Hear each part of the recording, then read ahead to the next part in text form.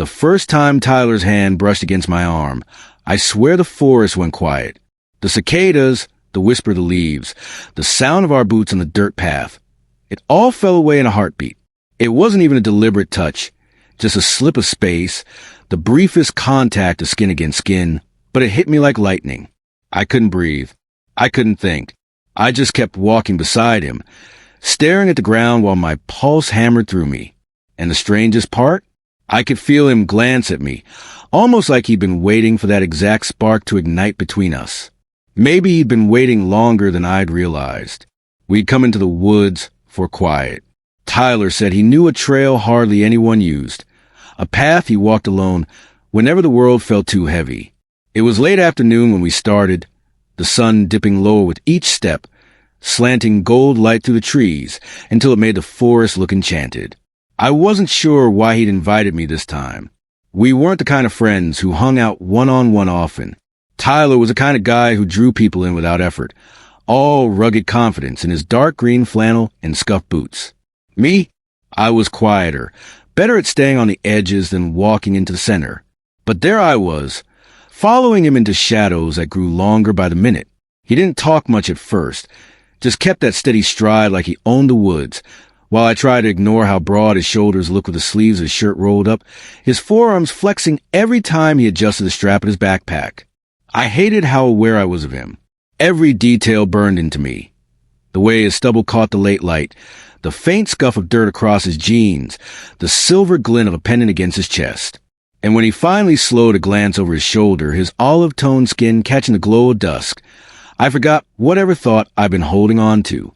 "You okay back there?" he asked, voice low, almost casual. "Yeah." I breathed, maybe too fast. "I'm fine." He smiled at that, just a curve of lips, but it lingered long enough to make me dizzy. We didn't say much after that, but something had changed. Our silence wasn't empty anymore. It buzzed, filled with everything unspoken, like the woods themselves were pressing us closer together. His arm brushed mine again, deliberate this time, and I nearly stumbled. He caught me with a hand at my elbow, firm and warm, and didn't let go right away. That touch stayed, seared into me long after he pulled back. The trail wound deeper, trees crowding above us until the last of the sunlight broke into slivers. The air cooled, sharp with pine and damp earth. Tyler finally stopped near a clearing where the faint rush of a river hummed in the distance. He dropped his backpack against a tree and turned to me, his gaze steady. "This is it," he said softly. "No one comes out here." I looked around. The place felt untouched, hidden from everything. A secret. "It's beautiful," I whispered, though my voice shook more than I wanted it to. His eyes lingered on me, unreadable. "Yeah," he murmured. "It is." The way he said it made my chest tighten. He wasn't looking at the trees. He was looking at me. I turned away too quickly, pretending to focus on the clearing, my hands restless at my sides. But he stepped closer.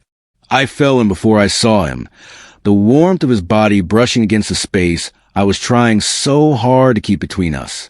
"You're nervous," he said quietly. I laughed under my breath, shaking my head. "No, I'm not." But I was. My heart was racing, my palms damp, my whole body buzzing with the awareness of him. And he knew it. Tyler reached out, fingers brushing my wrist, testing the waters.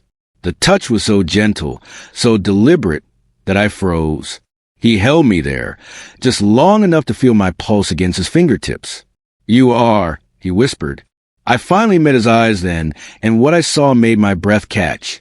Desire, yes, but something deeper too, something careful, like he was giving me every chance to step away. I didn't. I couldn't.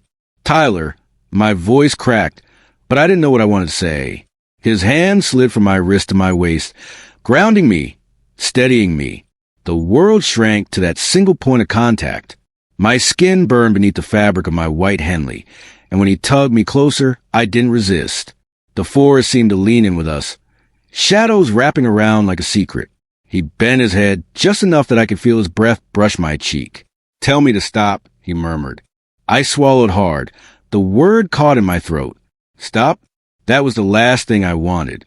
I shook my head, barely a movement, but it was enough. And then his lips were on mine.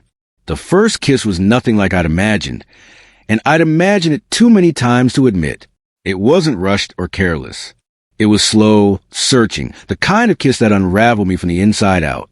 His stubble scraped my skin, his hand pressed firmer at my waist, pulling me against the solid heat of him. My knees nearly gave out, but he held me steady like he'd always been. I let out a shaky breath against his mouth, and he smiled into the kiss, deepening it. Every part of me lit up at once, sparks shooting through my chest, my stomach, my fingertips. I slid my hands up his chest, clutching the fabric of his flannel like I needed it to breathe. When he finally pulled back, both of us were gasping, foreheads pressed together. His eyes searched mine, and for a moment, the boldness faded into something raw, vulnerable. "I've wanted this," he said, voice rough, "for longer than I should admit." The confession hit me harder than the kiss. "Me too," I whispered, almost afraid to say out loud. He laughed softly, almost disbelieving, before pressing his lips to my temple. Then why the hell did we wait this long? I didn't have an answer. All I knew was that the waiting was over. The rest of the world didn't matter anymore. Not the trail, not the city miles away, not the rules or fears that had kept me quiet for so long. All that mattered was Tyler, his hand on my waist, his heartbeat pounding against mine, the way he looked at me like I was the only thing that had ever made sense. We kissed again, harder this time, urgency spilling over. His hands framed my face, mine tangled in his hair, and the forest disappeared into nothing. There was only us, hidden in a place no one else would ever see, a secret carved into the trees themselves. The tension that had built for so long finally broke, not in a rush but in a flood, filling every crack I didn't know I had. It wasn't just desire, it was released connection, a promise unspoken but undeniable. And as the last light of dusk faded, and the stars began to rise above the canopy, I knew I'd never forget the way Tyler held me in that hidden clearing. The world could vanish beyond the trees, but here, in the quiet, we were infinite. We didn't need words after that, just the sound of the river, the warmth of his arms, and the truth that had finally found its way between us. That night, alone in the woods, hidden from the world, Tyler and I stopped running for what had always been there. And I never wanted to let go.